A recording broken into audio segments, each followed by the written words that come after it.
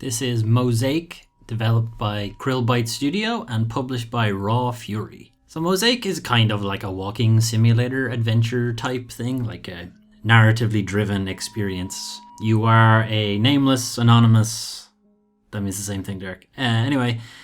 Office drone who's experiencing life in this kind of surreal environment. You know, it's not exactly realistic. It's like familiar but extremely weird and surreal, I guess is the word. You know, not real. That's not what surreal means, is it? Anyway, moving on.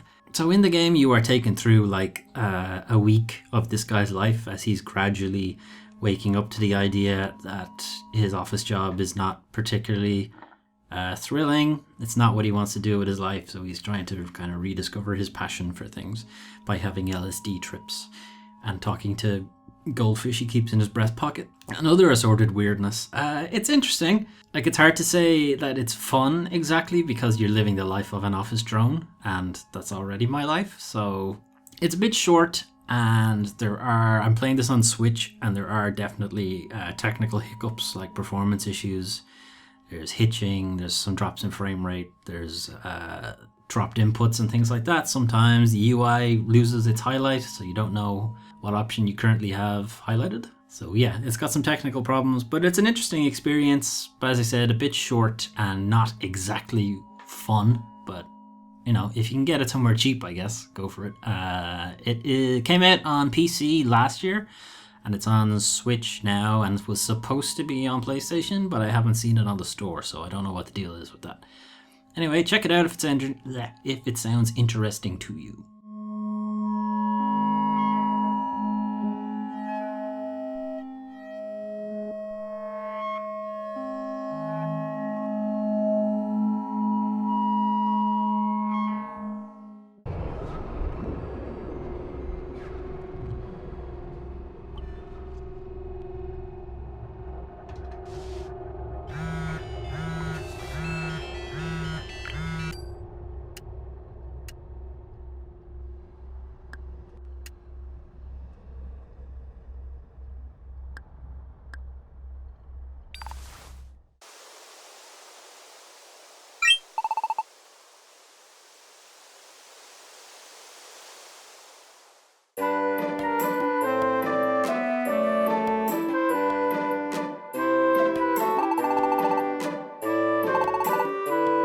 This is a demo for Pokemon Mystery Dungeon.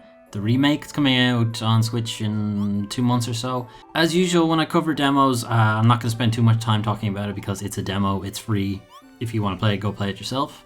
From what I've played, it looks fun. You know, you get to play as a Pokemon. You pick your Pokemon at the beginning. The game gives you a little questionnaire of which Pokemon you want to be. And it told me I should be Mudkip, and I said no. I picked Eevee instead. But the game itself is like a dungeon crawler with your little Pokemon team, and you can collect extra Pokemon as you go. It's fun to see like little personality quirks of the different Pokemon and stuff like that. I'm curious if the game can actually, you know, if it has staying power, because from what I've played, it seems like it will get very monotonous after a while. Like the gameplay loop doesn't actually have a ton of gameplay in it. So I don't know. It'll be interesting to see from the full game. But look for that in March at some stage. Otherwise, the demo itself is free on the Nintendo eShop. Is that what it's called? I forget what the Nintendo shop is called. Anyway, it's free on that. Go look it up. Pokemon Mystery Dungeon something something something DX.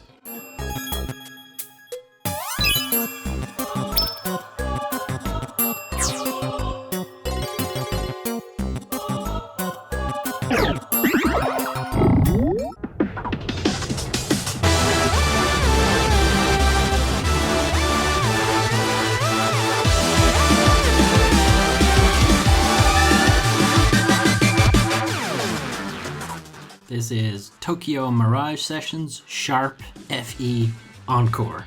Fucking Japanese titles. Developed by Atlas and published by Nintendo. So Tokyo Mirage Sessions, and that's what I'm going to call it. I'm not going through the whole goddamn thing. But the Encore thing is a remaster of the original title, the original Tokyo Mirage Sessions, which came out on the Wii U in 2016, I think. But it was on the Wii U, which means nobody played it, so they're giving it another shot. Tokyo Mirage Sessions is a kind of crossover of Shin Megami Tensei and Fire Emblem, so that's what the FE in the title is, it's Fire Emblem. If you're not familiar with Fire Emblem, that's okay, because there's very little of it in this game. If you're not familiar with Shin Megami Tensei, you might be familiar with Persona, which is kind of like a sub-series of Shin Megami Tensei. And basically, it's a JRPG, Japanese role-playing game. You take on the role of Itsuki, who bumps into one of his friends while she's going to audition to become an idol, which is like a Japanese pop star, like the Voice or the X Factor or something like that. But as she's auditioning, the place gets invaded by these mysterious enemies called Mirages, who are out to hunt down human beings who have a lot of performa. So performa is like this magical essence that only human beings have, that is like their ability to entertain, or their ability to perform, their talent, if you like, something like that. And these Mirages feed on performa. And wouldn't you know it, your characters have just boundless performa, like super talented at everything, musicians, but they don't know it yet because they're so young and naive. Anyway, Itsuki's friend Tsubasa is captured at the beginning of the game, and you're pulled into, as Itsuki, you're pulled into this idolosphere, which is basically a dungeon, and you are taught how to play the game. So gameplay wise, it's a JRPG, it's turn-based. You have, I think, up to 3 characters at a time in combat. And you are joined by these other good, friendly Mirages, or Persona, if you want to go down that line as well, which are basically buddies who join up with you and give you amazing attacking abilities. And that's where Fire Emblem comes in, because these friendly Mirages are characters from previous Fire Emblem games. I only recognize Chrom, and I only recognize him because of Smash Brothers.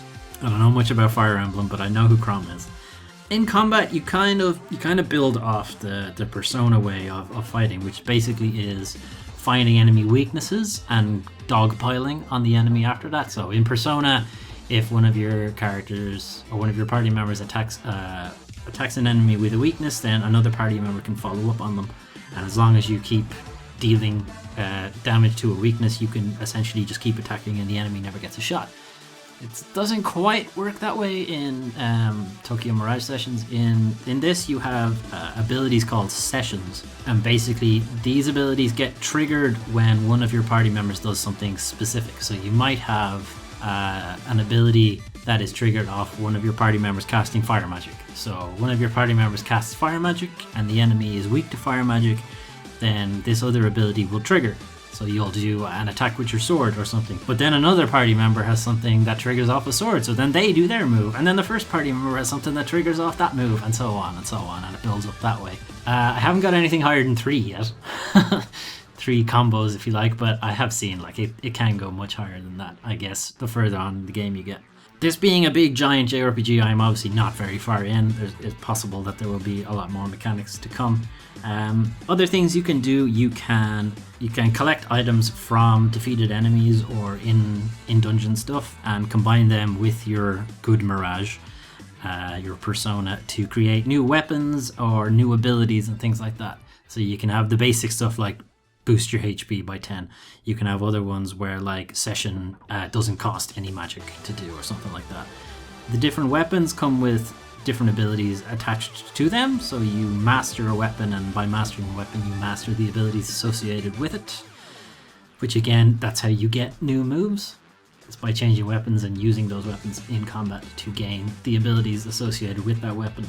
Setting wise, it's kind of split halfway. Half of the game takes place in like a modern Tokyo within the kind of talent industry. The cover for your characters is that they're part of a production company or like a talent company, and you do perform things like going to auditions and practice and doing musical events and stuff like that, and collecting party members who are within the same kind of industry.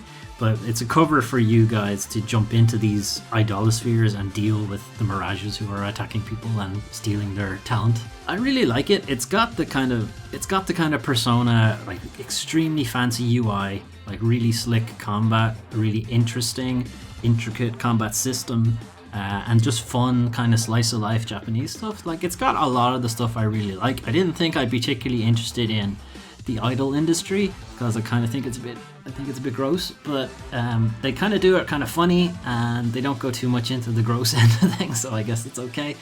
But again, it's still early days.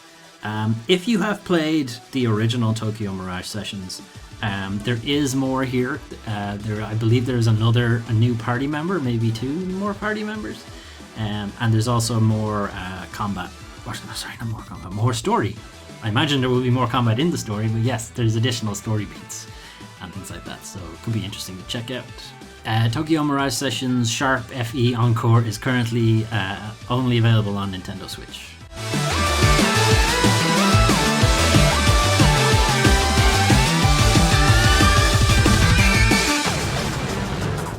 俺たちは負けない。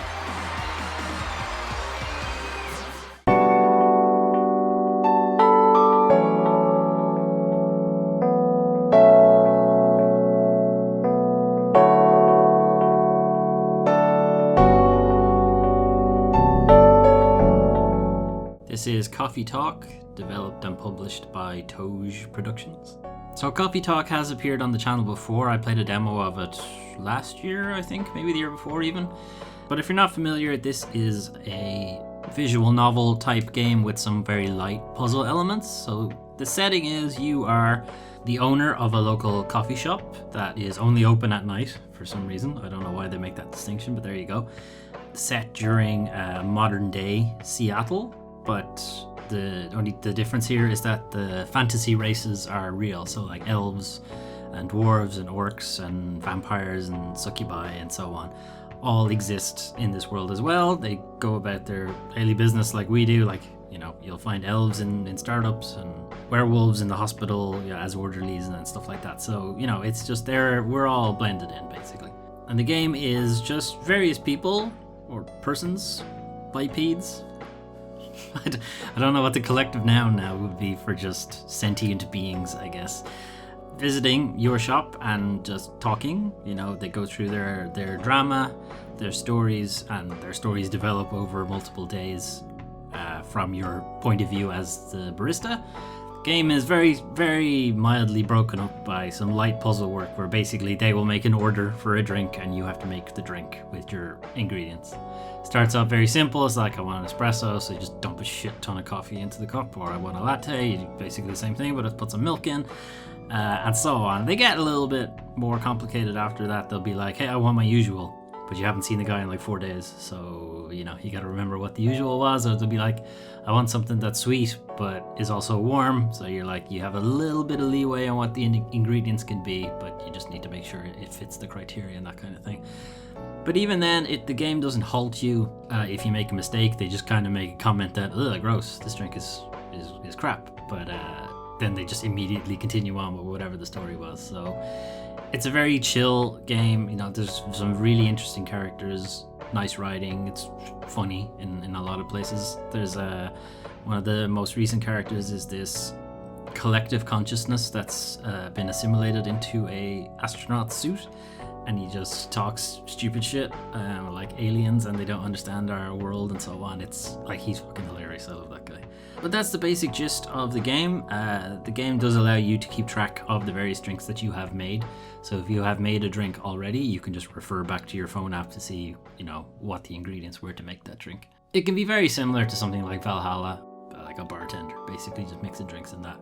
Same idea, only like considerably more mellow. I really like it. Not entirely sure how long the game is. I've done about 5 or 6 days in the game and it took about an hour. So it's like, actually took a bit longer than that. I think it's in and around 20 minutes per day is what it would take, but I don't know how many days there are in the game exactly. So anyway, if you're interested in a chill time, like some small puzzle work, but mostly this is like story based, just getting to know different characters and regulars and their quirks and stuff like that.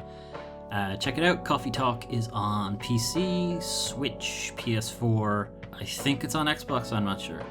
It was a budget price title. It was €14, $13.99 when I got it. So yeah, check it out if you're interested.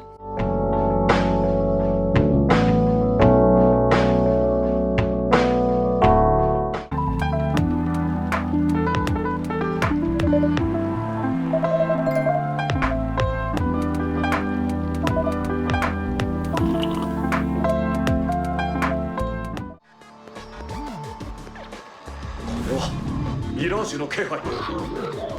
やっ。一気に片付けよう。Those were some of the games I played for January 2020. Tokyo Mirage Sessions is probably the standout for me. I'd never played it before, and I've kind of been looking for a really good, really big JRPG to jump into, so I'm enjoying what I'm playing of it. It's on Switch, I can play it in bed. It's great. Mosaic, some really interesting imagery and ideas behind it. It's just the technical issues really hold it up for me. Probably runs better on PC. Coffee Talk, I kind of knew I liked that game already from its demo when I played it. I honestly can't remember how long ago it was, but I knew it was kind of something I was interested in. It's mellow, it's chill, it tells some interesting stories. I like it.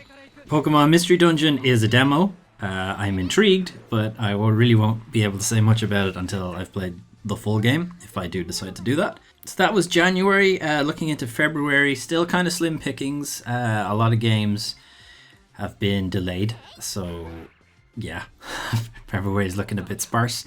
What I'd be looking at is Darksiders Genesis, which looks like a budget way to get the fourth Horseman's game in before they can all join up and make one big massive game with all four of them in it. I don't know. Look, I'll give it a shot. The Darksiders universe is interesting, so we'll see how it goes. And Dreams from Media Molecules, the guys behind Little Big Planet. I've seen loads of stuff about this game, and it just looks weird, really exciting, because some of the community-made stuff is just crazy good. So it's like looks like there's going to be content in this game for years. I'm really interested to see how it works, and if I can make any crap levels to force on people, that'd be great too. Other than that, there's not a whole lot else. I know 2 Point Hospital is getting a console release, but that has appeared on the channel before, so it may or may not appear in next month's video. I don't know. If I don't have something to show, it might. But if you're aware of any games that I might be interested in that I haven't covered before and they're coming out in February of 2020, that'd be great. Let me know. Otherwise, I will see you guys next time. Thanks for watching.